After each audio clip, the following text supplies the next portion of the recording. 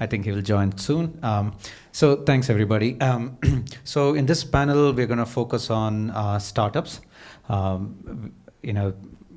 companies here are solving several different challenges. They're delivering real value to some of the enterprises. So we're going to double click on a lot of those topics. They are definitely facing a lot of challenges as well, like in terms of adoption, rising cost curves, etc. So we're going to double click on all of that. So before I jump in, for those of you who don't know me, I'm Yash Hemaraj. I'm a general partner at BGV. And we're going to go around the table with a little bit of introduction of all of you and also introduce the company, what you're doing, etc. All right, Omar. Yeah. Thank you. Yeah, hi, everybody. I'm Omar, founder of Multion. Multion is an autonomous web agent that can take actions on any web page from start to finish. So you can ask it to go to united.com and book you a flight, amazon.com and buy you a gift or anything in between. We started over a year ago at the Stanford campus. My co-founder and I were both grad students there. And today we're 20 people based here in Palo Alto. Raised 2 rounds, the most recent one where BGV participated. Before that, I worked on AI all my career at Microsoft. I was part of the Copilot team.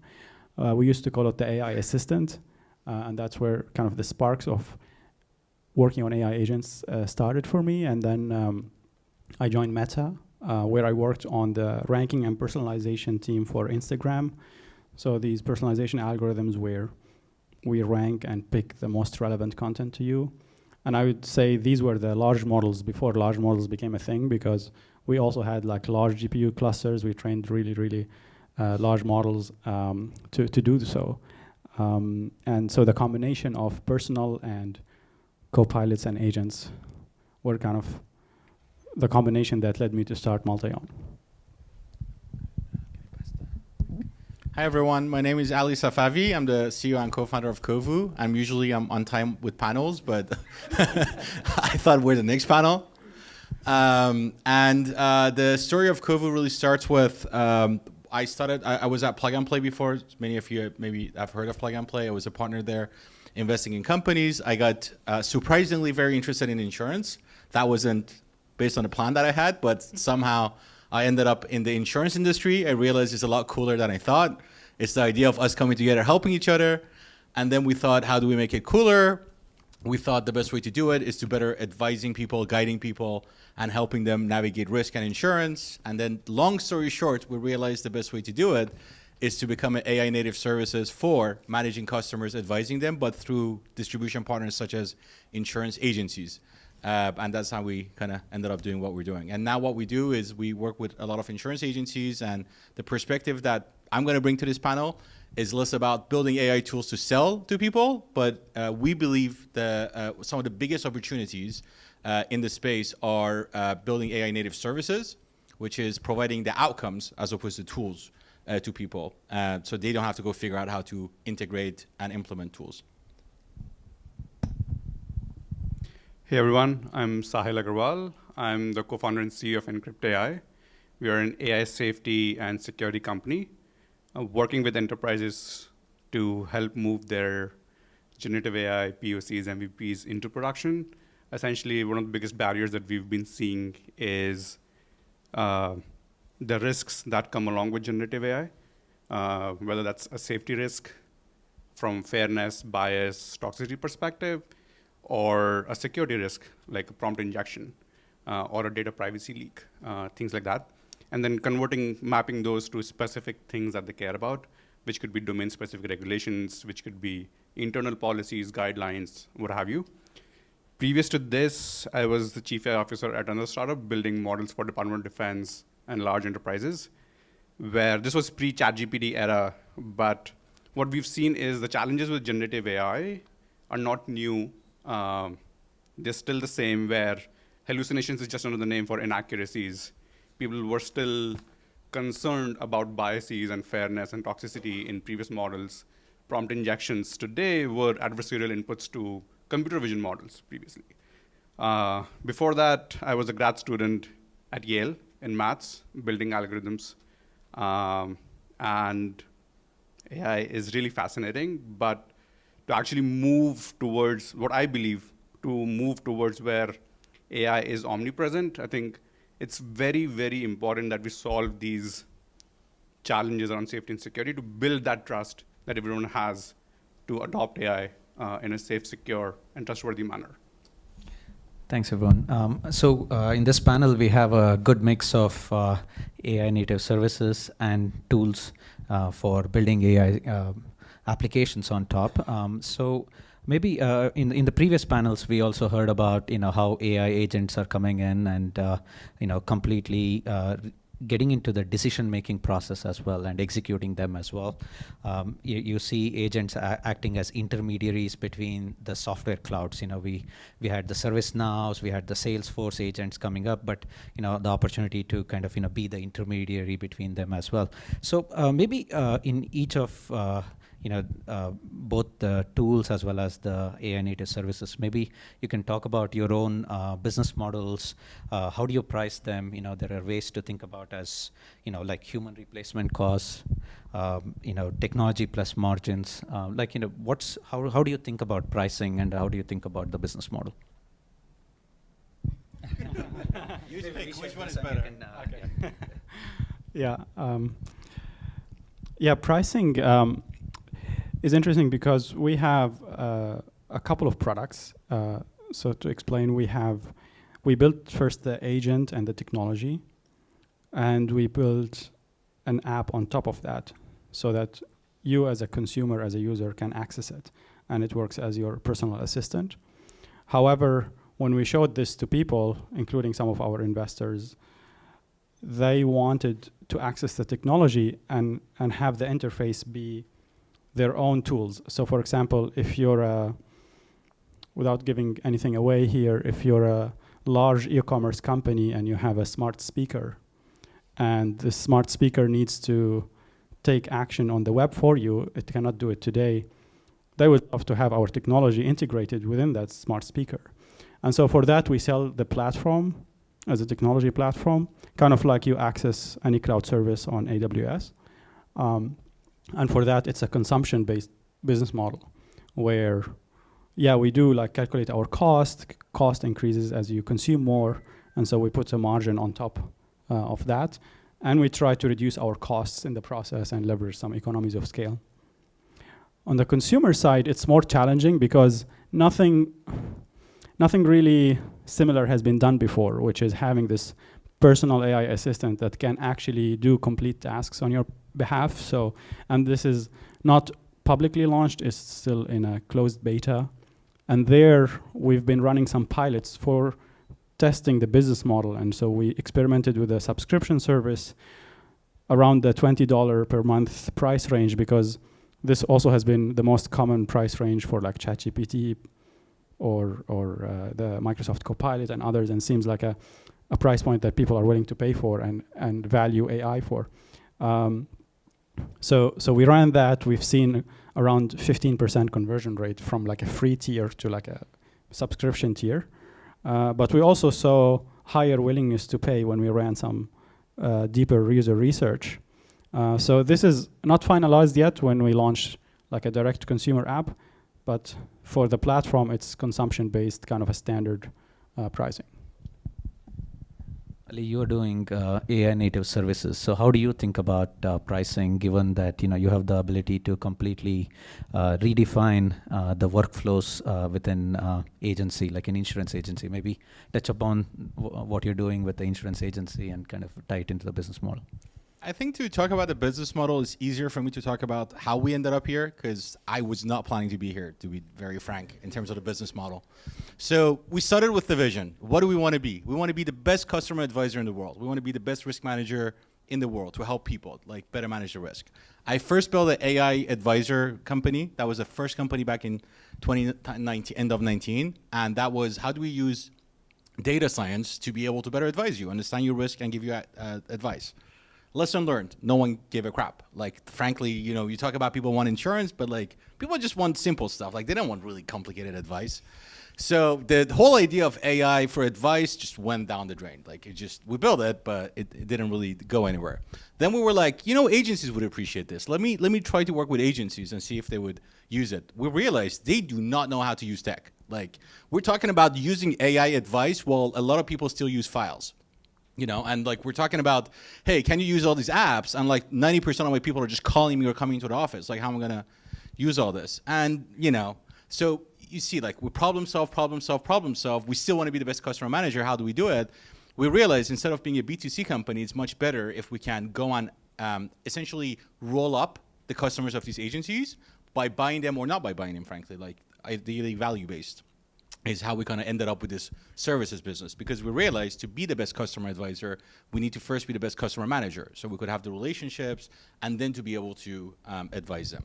And a big lesson learned was that we look at all these small businesses. These are small businesses, a lot of them like in suburban US. And they're trying to be better, but the problem that they have is not to really evolve or use tech. The problem they have is they're spending 80% of their time servicing while they would prefer selling or growing or spending time with family. Like, I mean, a lot of these small businesses do not take vacation. I was just talking to one today that he said, like, look, I was out for a week, but I couldn't like shut off at all, because if I shut, the business shuts. And this is my life for the past 20 years. And so these are the problems we're solving. So when we go to the problem of pricing, it's all about like, okay, at the end of the day, what you're trying to do. So what we realized is that we could do it much better. I mean, these people haven't really optimized anything. There's no technology, there's no process even optimization. Like, the way that they run the business is very like reactive to whatever they have to do and do it without any proper guidance. So we slowly started just taking on the entire business from them. It's like, hey, let me just run the book for you or run the business for you.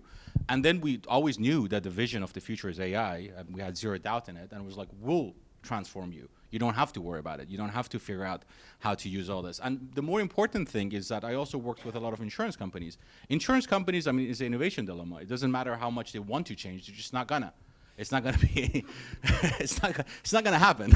At least not anytime soon. So it was a lot easier to tell them, like, let me just give you the outcomes, and if essentially that is, at the end of the day, what the outcome is, which is we go to these agencies. It's like, what is the outcome you want? We want to be able to not deal with servicing. We want to not able to deal with all this technology. There's so much out there, I don't know what to do. And I also wanted to be able to do it cheaper. All right, great. We'll just do it for you and give us that money. So let's say for an agency, it costs them 60% of the revenue to operate their agency. We could come in at 30% and we could make margin in it by implementing AI and technology and provide a better customer experience. And that's how we kind of create that win-win situation that otherwise it would be impossible by just giving tools to the agencies. So, Sahil, you're providing what you call, hallucination detection or inaccuracy detection solutions, and helping build a lot more trust. How do you, like Eric said, how do you grade your own homework? How do you show ROI to your customers, and what's that process look like when you get in front of a new customer? That's an excellent question. We've been asked this before. If you're finding vulnerabilities, how do we empower the end user to see if there are any vulnerabilities in our system? So it's like the cycle that Eric was also showing, where you have a human and a machine learning from each other. So we give them all the logs, everything that we find, where their team can also start to see what are the biases or prompt injections or hallucinations, inaccuracies, what have you, that we're finding. And ultimately, at least in these early stages, it's building that trust with the team, not with the technology. That's becoming very, very helpful for us at this stage. So that's what I would say. But dashboards, a lot of any measurements that you kind of put in front of your customers? Yes. So yeah, I mean, so if you're building any AI application, whether you're checking for hallucinations or any other thing, we are running constant tests against specific benchmarks, against OWASP's top 10 for LLMs, against MITRE Atlas, NIST AI Risk Management Frameworks, EU AI Act, or any other thing, where you're essentially, because ultimately that's what the security team or the compliance team, the legal team, the CTO team, or the AI team cares about is, can they actually move this system into production? And what is their comfort level from what they've built versus what has been verified through us? So seeing that report in front of them actually gives them that peace of mind that, okay, it's not necessarily a certification, but at least it's something that they can use to comfort the board that we've done these tests, we've done these verifications, and say that, okay, I can actually move this into production without embarrassing myself. So it looks like there are two value proposition. One is the risk aspect of it, where if you don't do this is the loss that you would incur, and the second is the human replacement around somebody has to go and sit and do all of these tasks, and that you automate and kind of derive.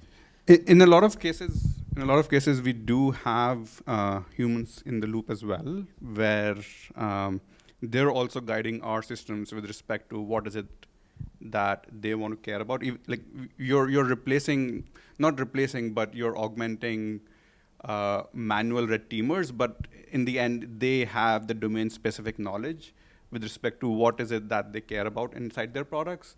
So in some sense, you're maybe in the middle between augmentation and replacement.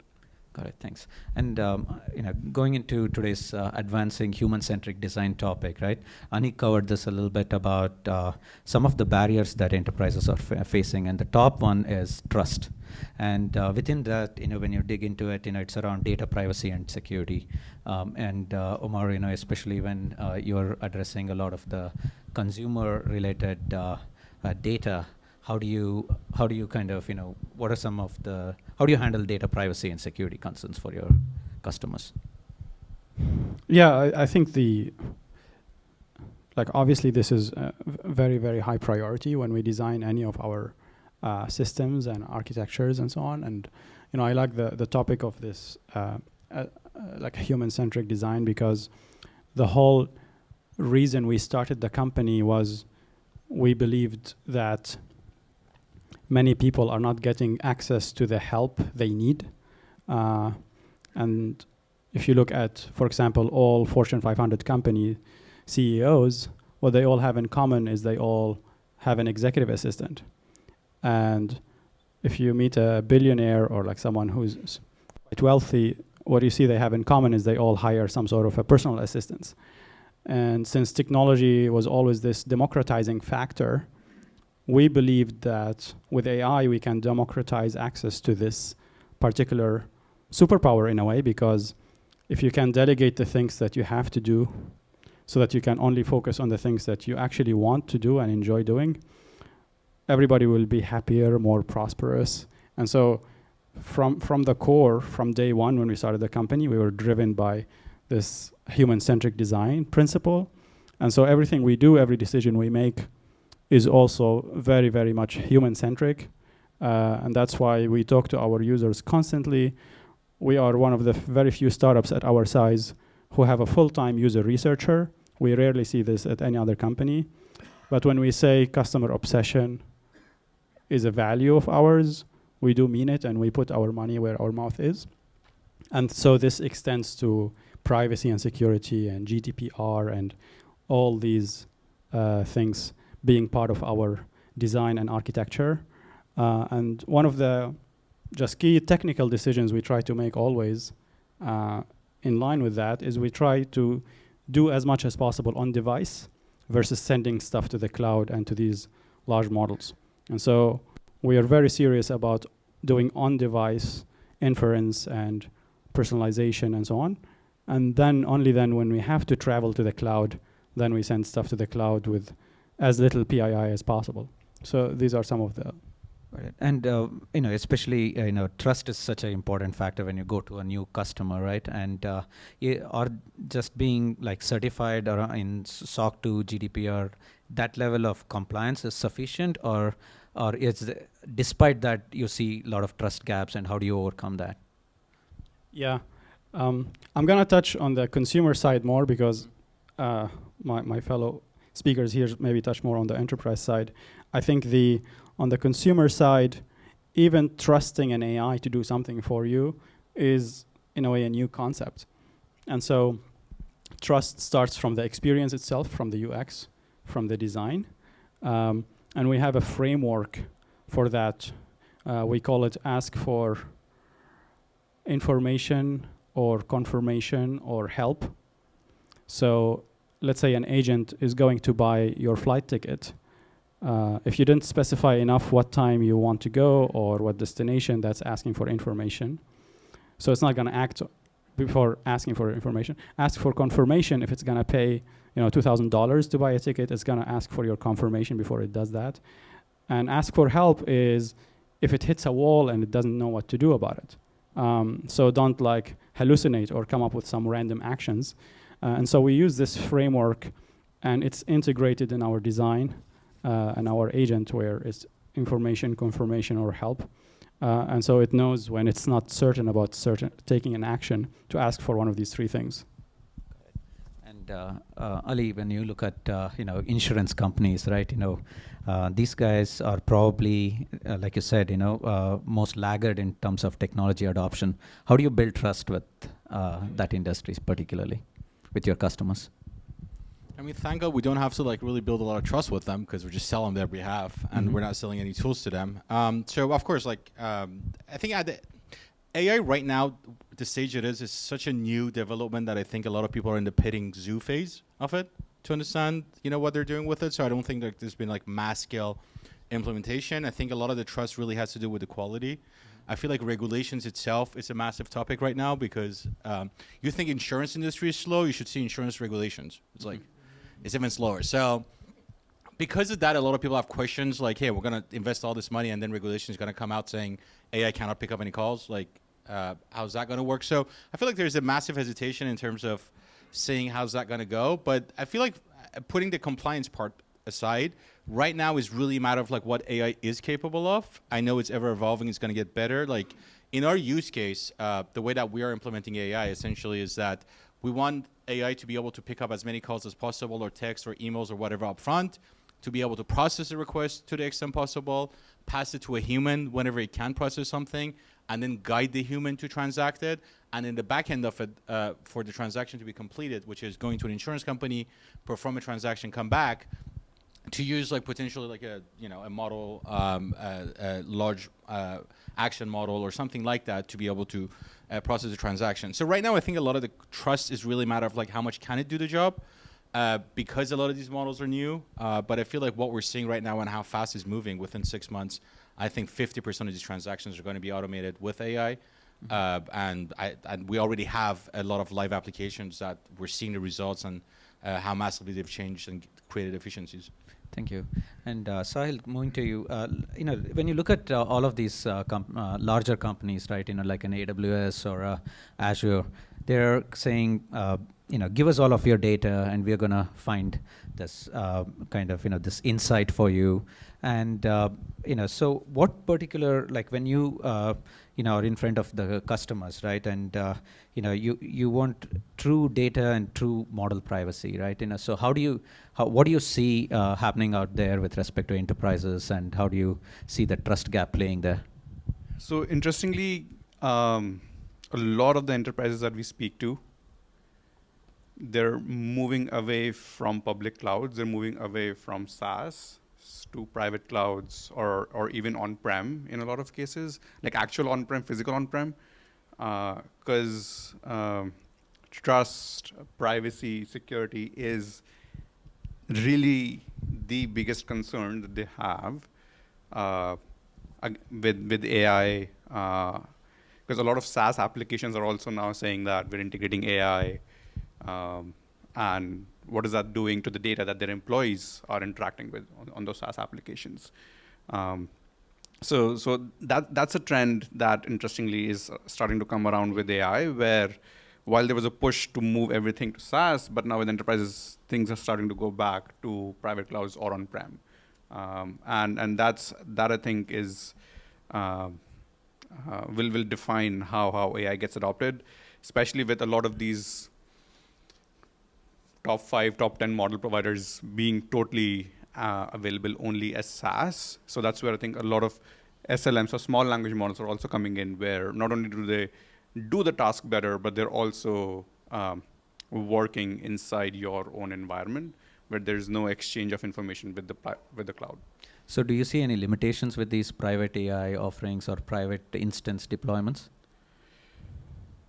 The world knowledge that LLMs, like the larger language models have, like there's obviously a cap on what these SLMs could do. But I think as long as, like, the other thing is you're not using one model to solve all your use cases. You have the ability and you have the flexibility to build those SLMs specific to your own use cases itself. But yeah, I mean, the trade-off is that world knowledge that any of these LLMs have. Got it. I think, look, when you look at agentic systems and they're taking decisions, etc., right?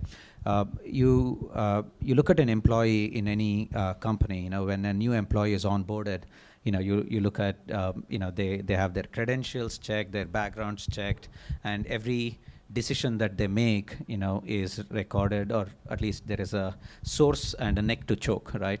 And when these agentic systems get deployed in enterprises, and that's where I think, and correct me if I'm wrong, and I would love to hear your perspectives on how does that whole role-based access governance, the audit, the decisioning, et cetera, kind of come into play. Because when somebody is, or some agent is taking a decision, who is responsible for that decision, right? How do you think about it when you're kind of in that, because your customers are asking that question?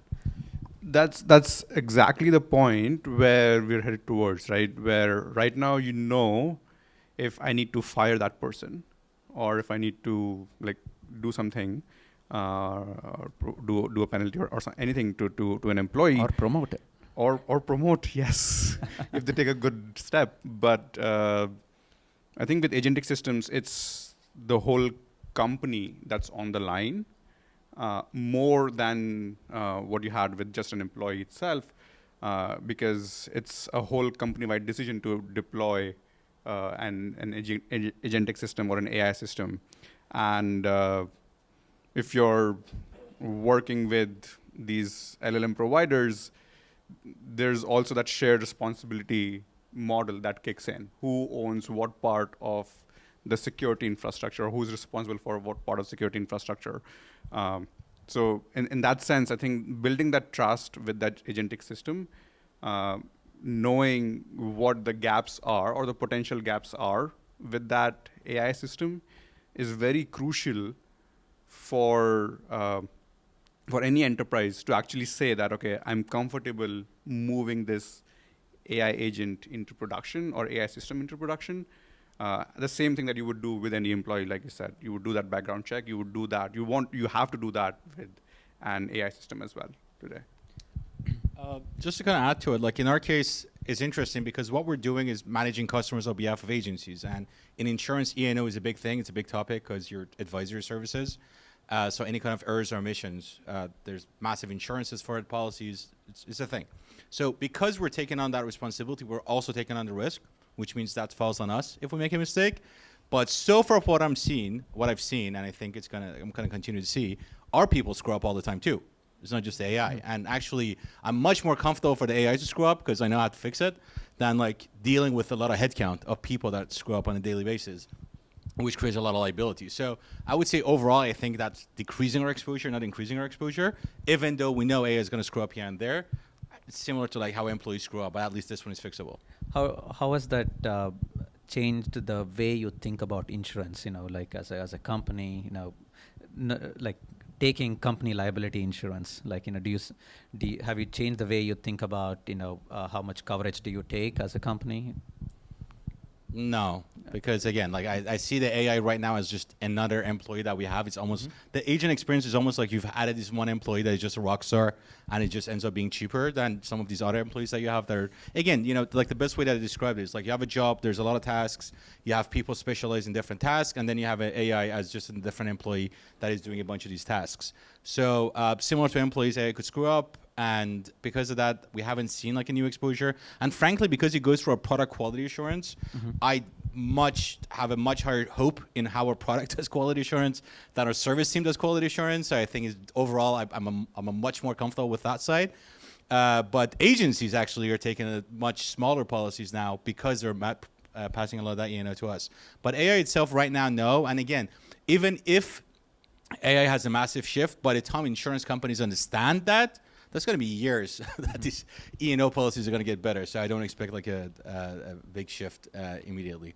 And also one thing that I feel like is very important is that we know technology is going to be there for a lot of this work to be automated with AI. The question that we have, one is adaptability, is like how much could people adopt it, which that has a massive shift. And second, I mean, if AGI really becomes a thing, then the question is like, even models like us, how is that going to look like in the future and so on. So by the time all this happens, I think an E&O policy doesn't really matter by then. So we'll move to the discussion around open models and customization. But before that, I just want to see if there are any questions that are from the audience that we could take.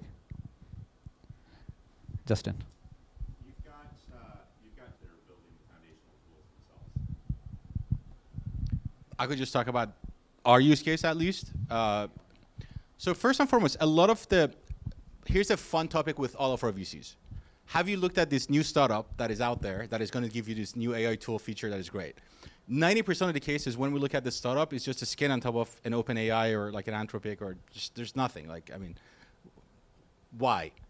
And we think, a lot of this OpenAI is just going to eat into the stack. I mean, you see what they're doing, and they're just taking the applications. So we ended up hiring a very expensive head of AI, a scientist, PhD, came from a university, and all this work. And we realized this guy is just doing prompt engineering right now. I mean, like, there's so many tools out there, and most of these tools are so sophisticated that we just patch them together, clean it up. There's some data science work, but frankly, there's not a ton. That you patch it together and then apply it.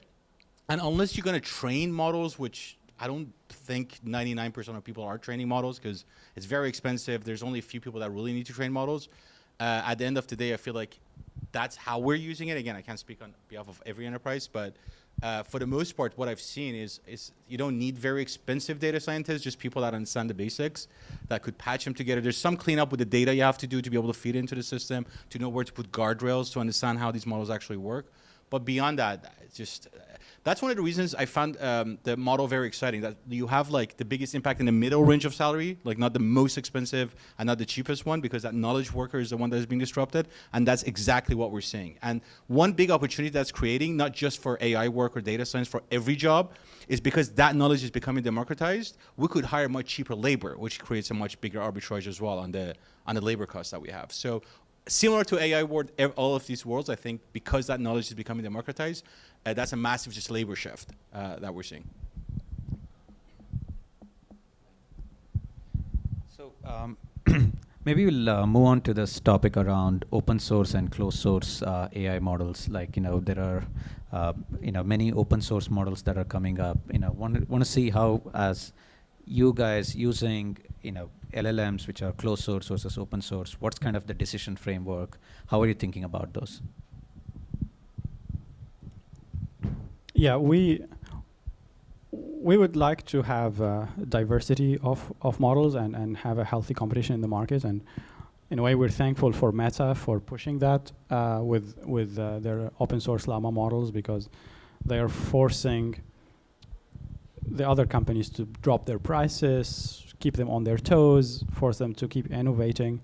And we do think that the model today is the equivalent of the CPU in the past. So if you look at the PC era, where these CPUs, you used to have larger mainframes, you connect to them through a network, get your results back. Then it moved to this smaller PC that sits on your desk. We believe models will move in a similar direction. Now the models live in the cloud, large clusters, and so on. Eventually, I think they will move to fit on our phones. The CPU in our phone today is much more powerful than the CPU that we used to go to the moon like 70 years ago. And so we do believe that models will move on device, and models will be the equivalent of a CPU. And so given that, we also think that most of the value will happen on the application layer. So there will be a few winners on this model and infrastructure layer. So today it's like NVIDIA, maybe OpenAI. And then on the application layer, where you have this direct relationship with the consumer, that's where you'll also be gaining a lot of value because you're providing valuable services built on this platform of whatever processing power and whatever model you have. So this is how we think about it. And kind of the debate between open and closed is irrelevant because we believe the value will be on the application layer, the user-facing layer. So having a healthy open source versus closed source will keep these providers on their toes, and so it's good for us. And Sahil, do you see any major difference between performance between, like for hallucination, inconsistencies, etc., between these open source, closed source models? So some of these closed source models, like OpenAI, Anthropic, are actually tuned to reduce hallucinations as much as possible, whereas a lot of open source models, apart from Meta, are actually unhinged. So you're telling us Meta isn't unhinged? Not as much in our testing. He has the data. High bar, not as much.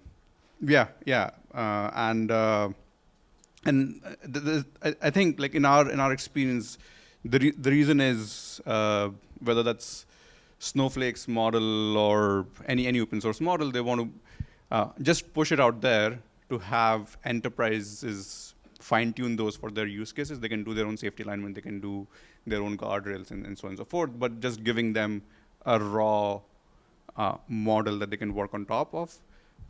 Whereas like the models coming from these closed source model providers are actually very much baked and ready to use today. Got it. Thank you. And we're going to move to probably the last question around this, around regulatory and compliance. There is a lot of AI regulations that are coming out.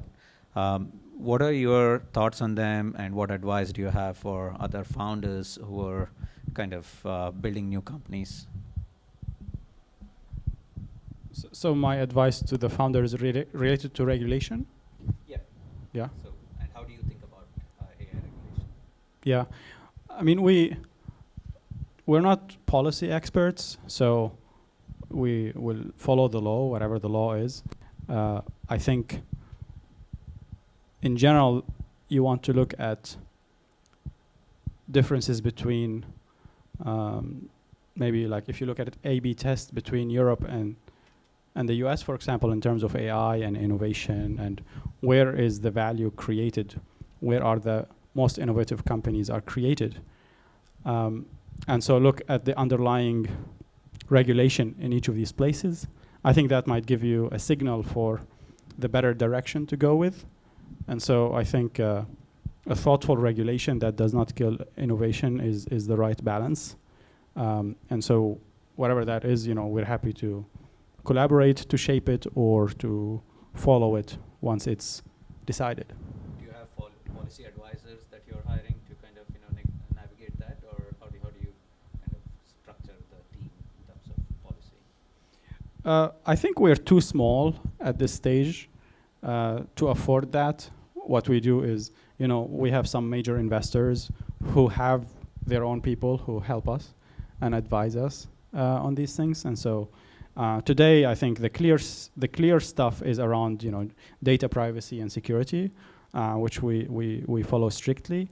Beyond that, it does feel to me that it's still up in the air, and so hopefully there will be some thoughtful regulation and not over-regulation. Any thoughts that you want to add? Regulation is a very interesting topic. Especially for enterprises, because you can use it as fear as well as trust. But the one thing that we're learning from these enterprises is regulations are very much up to interpretation. What's becoming more important is how each enterprise how do they interpret that regulation and convert it to an internal policy, which is not up for interpretation? And how do you ensure that if an AI system, if they're building an AI system, how does that AI system adhere to that internal policy itself and not necessarily an open regulation that's out there? I think the best way to get updates on regulations for us has been getting 10 different vendor email marketing emails telling us it could help us with a new regulation that just came out. That's how I get my updates. So Yeah. we're pretty good. No, and insurance is like, I think there are a lot of existing regulations that you probably have to comply more than the new AI regulations, like around fairness and explainability, etc. Right. So no, I think we're coming to the end of time. Maybe any one or two last questions from the audience, if any. All right. So yes. So this question is to all three of you. One of the biggest issues is scaling, right? Given the current environment, especially for insurance and others. So what is your perspective on scaling beyond some of the agencies you're talking? These are like mom and pop shops, right? So how do you scale to a larger audience? I mean, they're small, but they add up. So we are. Yeah, but right now reaching them is the biggest challenge, right? How do you reach them? How do you? It's the hand-to-hand combat scenario, right? How do you get to them? Like, how do we sell to small agencies? Yeah. I mean, the good thing about our business model specifically, so that's just very specific to our model, is that even though these are small agencies, our ticket sizes are very large because an average agency has like $1 million in revenue. We charge $300,000-400K, which means we could eat up a lot of CAC. So we have very expensive CAC. So it's like enterprise sales dynamic, but in small business space, you have 40,000 prospects, but you still have like enterprise dynamics, which makes it a very interesting sales model. And then it's just marketing and so on. Does that answer the question? Sorry, I want to make sure. Yeah, in a way, but we can take it offline. Absolutely, more than happy to. Hi, I found it very interesting, the question and the answer on privacy with your app. And I wanted to ask if we're talking about federated learning and if the customers understand the concept and if this is really a point of sales, to explain, oh, we're processing on the device. Do customers understand this in your experience? You're asking whether our customers understand that the processing is happening on device? Yes. If it's important to them, and then they understand. If it's even, everybody's asking about privacy and security, everybody, all the time. And it's always very generic answers, and it's more like a checkbox or something. But that was kind of a substantial answer. And so I'm wondering if it even goes so far in customer conversations to give this answer. I would, on average, customers don't really understand these details. That's our observation.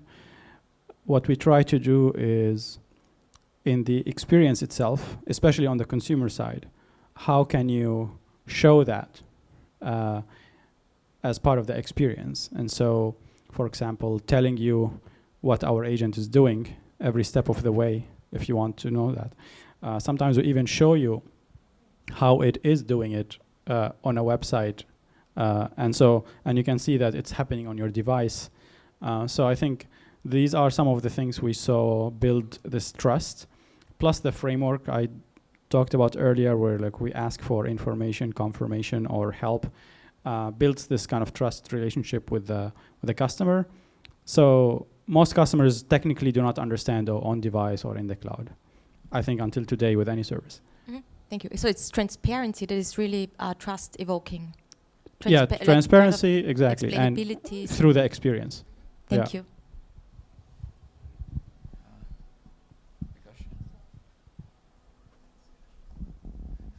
So my sense is that on this human-centric design theme, that if there's behavior changing in a certain way, and AI can, make it far more efficient and far more comprehensive, you have a winning combination. And I'll give you an example. In the e-commerce space, the concept of a shopping cart is almost obsolete now. People youngsters will buy directly from the social media sites. Or the way they search is not for a dress. They'll search, I want a dress for a summer beach wedding. And so you have AI which can deliver the answers and get to the site with the dress far more efficiently, far more comprehensive, and you can do it instead of having to go through 7 pages. You'll get your answer for a beach wedding right there. So I see that fit really well. The customer will pay for the dress, but I just don't see them paying for a personal assistant. The marketplace will. So how are you going to deal with situations like that? And I guess it's for the insurance industry and for anybody else as well. Yeah, what we see is people are willing to pay for convenience. So think about how you pay for Amazon Prime. You're paying for convenience, for shorter delivery times and access to a bunch of services. And you're still also paying for the dress you're buying on Amazon. And so we see this similarly, where it's like you're paying for Prime. You're paying for this extra service that makes you more efficient, that offloads a lot of tasks from your plate so that you can really focus on what you want to do. And internally, we do believe that time is the most precious asset that we have. And at a certain income level, we see many people prioritizing their time and peace of mind over, saving $1 here or $1 there. And that's our opportunity. Yeah, so I have a question. It's very interesting, actually, the use cases. You're doing consumer, you're doing a service, and you are going after the enterprise. So I have 2 questions. So for you, my question is, in the enterprise, they're used to automation. They like automation. Like just before AI, we had this whole RPA, issue going on, enterprises. So have you thought of potentially taking your use case and applying it to the enterprise? Because there, it's not a luxury, it is a must. You must automate. And my question for you is, you are trying to secure the AI, right? So the question is it that are there enough cases to be secured? Like from what you were seeing, I really am curious about that. And what are the top use cases that you're finding that need that level of security, safety, trust, So to your first question, we get a lot of inbound for enterprise automation, but as a company at our stage, we have to focus. And we have to focus on our mission and our purpose and why we started the company from the first place. And it wasn't enterprise automation. So that's why we decided to prioritize these consumer use cases, although we still sell our platform as a B2B platform. So in a way, we have a B2B business, but the agent and the technology itself are optimized to solve for these consumer use cases versus the enterprise automation. The other reason, which is more technical, is that we noticed enterprises, for automation, they have so many constraints and so many requests that also at our stage, we do not think they are the right things to focus on. And so we're open to it in the future. We do believe we have a great technology even for these use cases, but for now, at our stage, we have to focus and pick our battles, and so that's what we picked. I am convinced that you're a great enterprise tool. Yeah. I'm an enterprise guy. So Yeah. I think so. Anyhow. We even pinged them to see if we could use them. Exactly. We did reach out to them. We had a call. Yeah. We said, can we use it? Sorry, Yes, there have been enough cases. One of the most famous ones that everyone cites for hallucinations is the Air Canada example. But there have been a lot of internal cases as well, where you could have data poisoning challenges that erode the whole trust in the AI system. Recently, I think just a couple of weeks ago, there were challenges with Microsoft Copilot, vulnerabilities in Microsoft Copilot that can lead to data exfiltration. We recently filed a CV with Microsoft because you can have an XSS attack, cross-scripting attack in Microsoft Copilot. So there are these use cases. There's a reason why you see, like you can probably count on your fingertips how many customer-facing chatbots there are today with generative AI. And that's because there's not enough trust in the AI today that these enterprises can build for their customers. So until and unless you can actually secure these systems, you'll not get that level of adoption where AI actually is truly omnipresent. Just one, one comment to finish. We talk a lot about human-centric, convenience, ease of use, privacy, no worry. What's your perspective of the impact of the Apple announcement?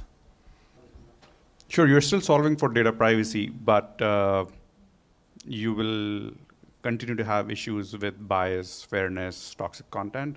Google had this, right? Where it was producing race-changing, like just for sensitivity, some very weird images.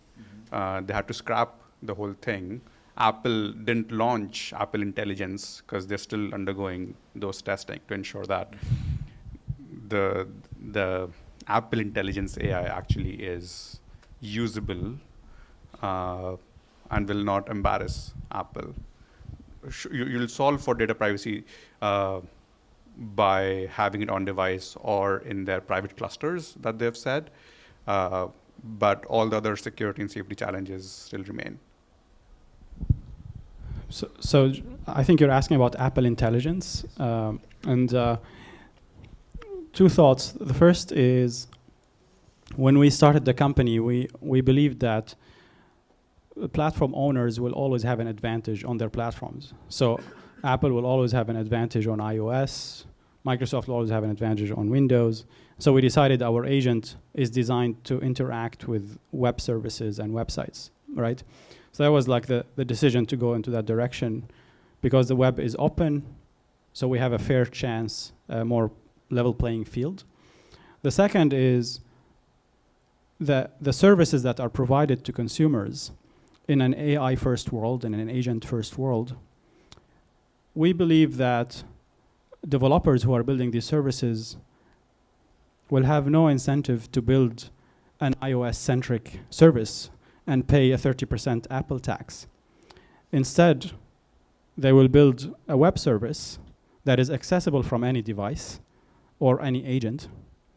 And that's where we believe our agent will be more useful than an Apple device in the future, because developers are incentivized to build their services on the web, and our agent will access them on the web, surpassing Apple. Or even if you're on an Apple device, you'll use them through the mobile web.